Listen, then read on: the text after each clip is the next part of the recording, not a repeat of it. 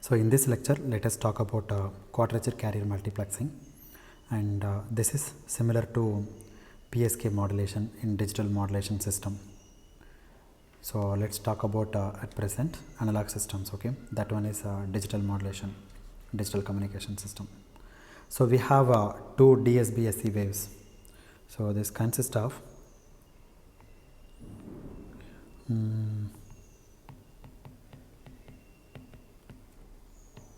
double sideband suppressed carrier waves, okay, with different messages, and both of them will be transmitted in the same bandwidth. Therefore, the spectral occupancy of both the modulated signal would be in the same, okay, will be the same, fc plus or minus b.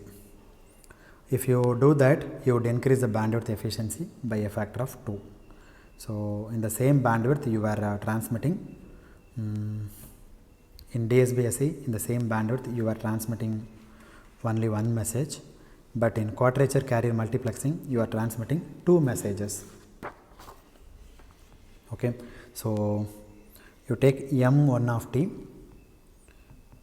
modulate by the carrier a times cosine omega ct. This is for message m1 of t.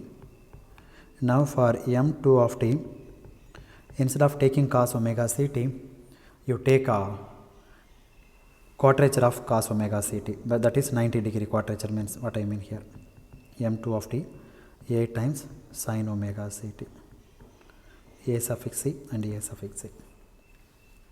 So I am transmitting both of them together at the same carrier frequency. That means you add these two guys.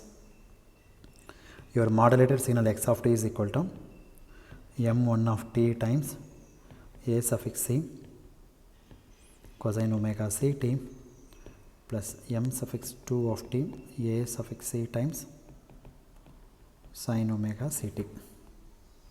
So I have multiplexed two message waveforms onto the same carrier fc. So this we call quadrature carrier multiplexing or quadrature amplitude modulation.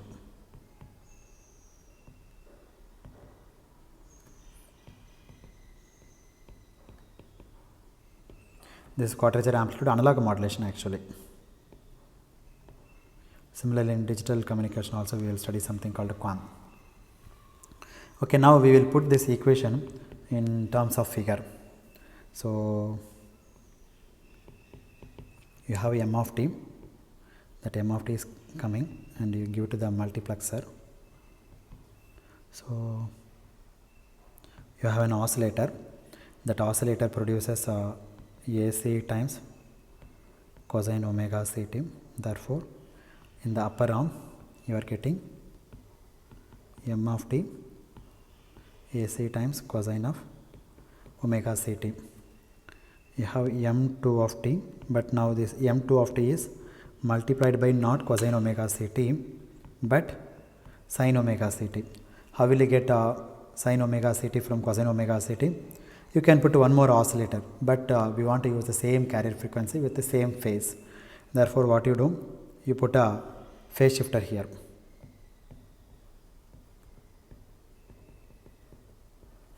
Okay, 90-degree phase shift, quadrature. Now you will get a sin omega ct, a suffix c times sin omega ct.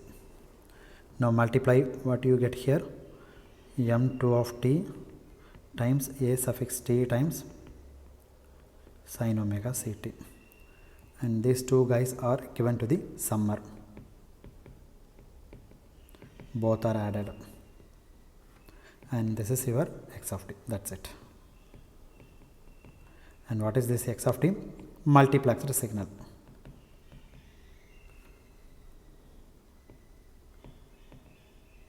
That's it. So the multiplexed signal is transmitted. Now how will you demultiplex them? I mean, how will you separate them at the receiver?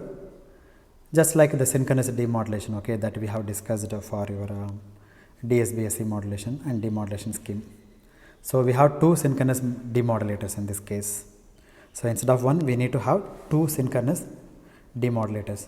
One is for the one is fed by the local carrier A cos omega ct, and the other one is fed by the AC sin omega ct, and both of them followed by a low pass filter. So the receiver structure also very simple. So this x of t is given to, okay, give it to another again product multiplier. You put an oscillator, same frequency AC times cosine of omega ct, and followed by a low pass filter. And here you can write down the mathematical equations and you can verify this. This is going to be m1 of t, and in the lower branch same multiplication, but here we need a AC times sin omega ct.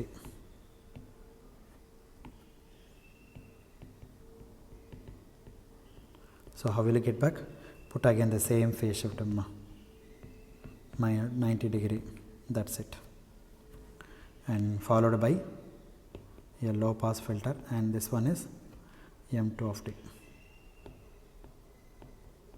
That's all. Okay, so the multiplexer signal is coming in here. So you fed it to two synchronous demodulators. So this is one synchronous demodulator and this is another synchronous demodulator. Okay, the first synchronous demodulator is fed with the local carrier AC cos omega ct, followed by the low pass filter. The other one is a coherent detector, this one, followed by the low pass filter. Okay, but this uses A times AC times sin omega ct. So synchronous demodulator is also called a coherent demodulator or coherent detector, unlike the envelope detector which is not coherent. So the envelope detector does not require a phase coherence of the carrier and the incoming phase coherence of the carrier and the incoming signal, but the coherent demodulator requires phase coherence and the frequency. Okay, so the first one gives the message m1 of t and the second one gives the message m2 of t.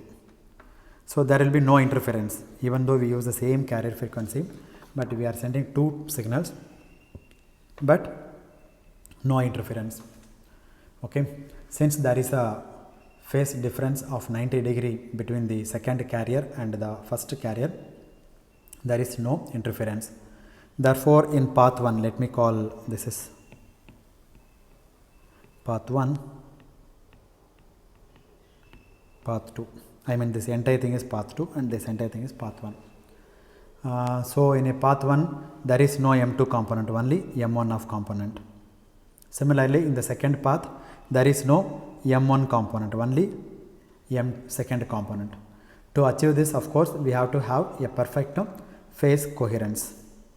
Locally generated this cosine omega ct must be in phase with the cos omega ct component of the incoming signal.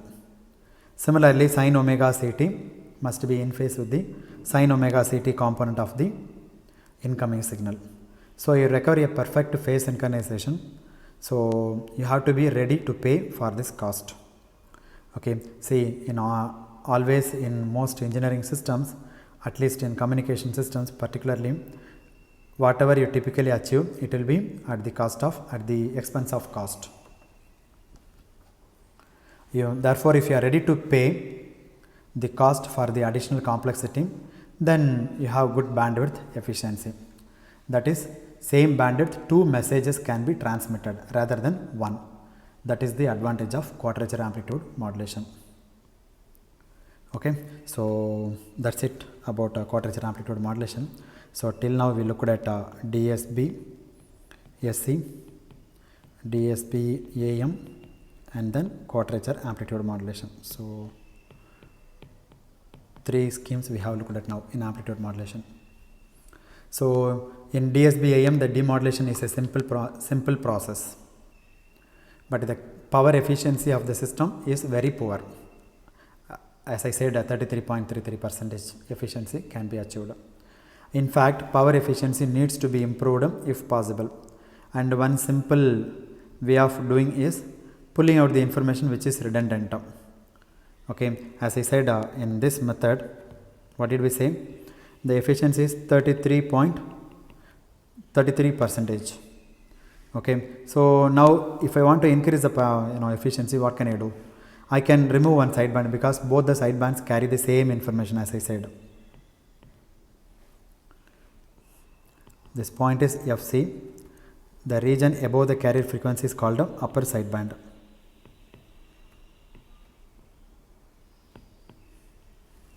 Okay, as I said, the portion above the carrier frequency is called the upper sideband, and the portion below the carrier frequency is called the lower sideband. Now, in order to improve the efficiency, what you can do is you can remove any one portion. Either you remove the upper sideband or remove the lower sideband, so that you can improve the efficiency, and also you will improve the bandwidth requirement. Okay, so what I am saying is, in DSB,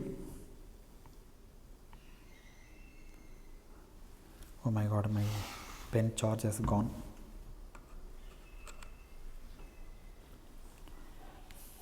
So if you remove any one sideband, either upper sideband or lower sideband, then you can improve your power requirements, that is efficiency, and you will improve your bandwidth requirements. So obviously that is the right thing to do. So if it can be done, you can work out suitable methods of both transmitting as well as demodulating such signals. So these class of modulations are known by the name of suppressed sideband modulation. So again, in the suppressed sideband modulation, there are two types. Either you can suppress the sideband completely, that means you can suppress the upper sideband completely or lower sideband completely, or you can suppress the sidebands partially.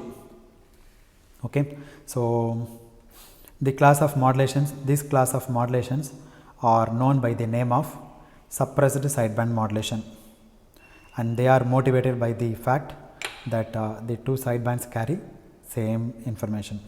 So the next topic of interest is suppressed sideband modulation. So in that, either you can suppress the sideband completely or partially. Okay, so we can suppress one of them completely or at least partially. So here, why I am giving these two options, because there are pros and cons on each of them.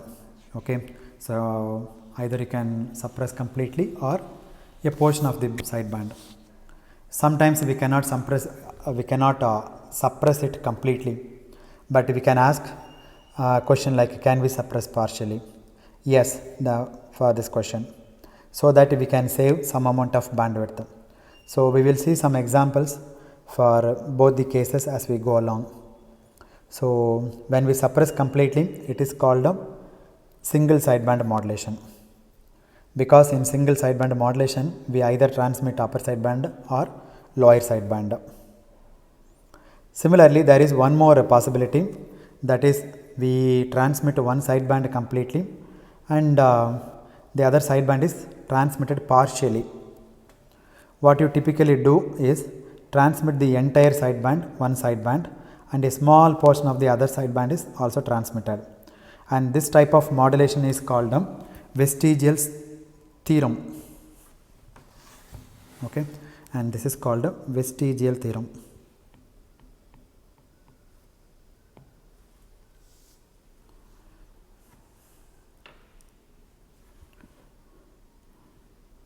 And therefore we call by that name